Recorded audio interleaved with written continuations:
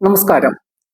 തമിഴ്നാടിനെ ഞെട്ടിച്ചുകൊണ്ട് തമിഴ് നടൻ വിജയ് നേതൃത്വം നൽകുന്ന ടി.വി.കെയ്ക്ക് വൻ മുന്നേറ്റം.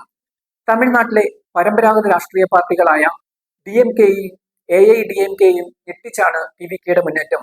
നിലവിൽ ടി.വി.കെ 100-ലധികം സീറ്റിൽ മുന്നേറുകയാണ്. എക്സിറ്റ് പോൾ ഫലങ്ങൾ മുഴുവൻ തെറ്റിച്ചാണ് വിജയുടെ ടി.വി.കെയുടെ മുന്നേറ്റം വന്നത്.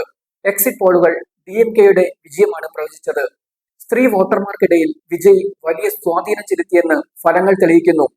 ചെറുപ്പക്കാരും മധ്യവയസ്കരുമായ വിഭാഗങ്ങൾക്കിടയിലും ടി.വി.കെ സ്വീകാര്യമാണെന്നും ഫലങ്ങൾ വിരൽ ചൂണ്ടുന്നു.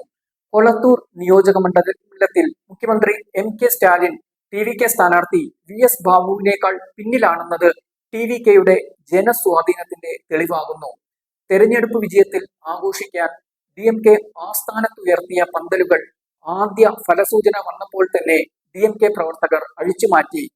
നടനും രാഷ്ട്രീയക്കാരനുമായ വിജയുടെ ടി.വി.കെ തമിഴ്നാട്ടിലെ ഒരു പ്രധാന കക്ഷിയായാണ് ഇപ്പോൾ ഉയർന്നു വന്നിട്ടുള്ളത്.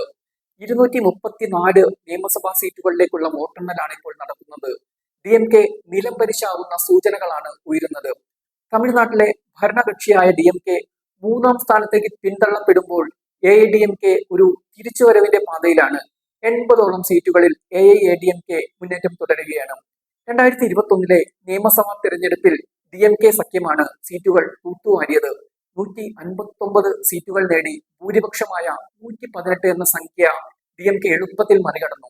എ.ഐ.ഡി.എം.കെയുടെ പതിറ്റാണ്ട് നീണ്ട ഭരണമാണ് അവസാനിച്ചത്. ഡി.എം.കെ ഒറ്റയ്ക്ക് 188 സീറ്റുകളിൽ മത്സരിക്കുകയും 133 എണ്ണം നേടുകയും ചെയ്തു. ഇത് എം.കെ. സ്റ്റാലിന് മുഖ്യമന്ത്രിയാകാൻ വഴിയൊരുക്കി.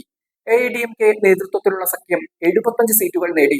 191 സീറ്റുകളിൽ 66 എണ്ണം എ.ഐ.ഡി.എം.കെ തന്നെ നേടി. സഖ്യകക്ഷികളായ ബി.ജെ.പിയും പി.എം.കെയും യഥാക്രമം 4-ഉം 5-ഉം സീറ്റുകളാണ് നേടിയത്. വളരെ കാലമായി തമിഴ്നാട് ദ്രാവിഡ പാർട്ടികളായ ഡി.എം.കെ, എ.ഐ.ഡി.എം.കെ എന്നിവയുടെ ആധിപത്യത്തിന് കീഴിലാണ്. വളരെ അപൂർവമായി മാത്രമേ മറ്റു പാർട്ടികൾ ഭരിച്ചിട്ടുള്ളൂ. മുൻപ് മദ്രാസ് ആയിരുന്ന വേളയിൽ 47-നും 1967-നും ഇടയിലാണ് തമിഴകം കോൺഗ്രസ് ഭരിച്ചത്. അതിനുശേഷം തമിഴ്നാട് ഒരു തവണ മാത്രമേ കോൺഗ്രസ് ഭരണത്തിന്റെ കീഴിൽ വന്നിട്ടുള്ളൂ. 88-89 കാലത്ത് എം.ജി.ആറിന്റെ പത്നിയായ ജാനകി രാമചന്ദ്രന്റെ കീഴിൽ ഒരു ഹ്രസ്വകാല കോൺഗ്രസ് ഭരണം വന്നു. തുടർന്ന് രാഷ്ട്രപതി ഭരണത്തിന്റെ കീഴിലായി. പതിറ്റാണ്ടിലേറെ തമിഴ്നാട് രാഷ്ട്രീയം ഒരു ദ്വികക്ഷി സംവിധാനത്തിലാണ്. 3-ാം മുന്നണിയായി വന്ന ടി.വി.കെയും വിജയും ഈ ഫോർമുലയെയാണ് തകിടം മറിക്കുന്നത്.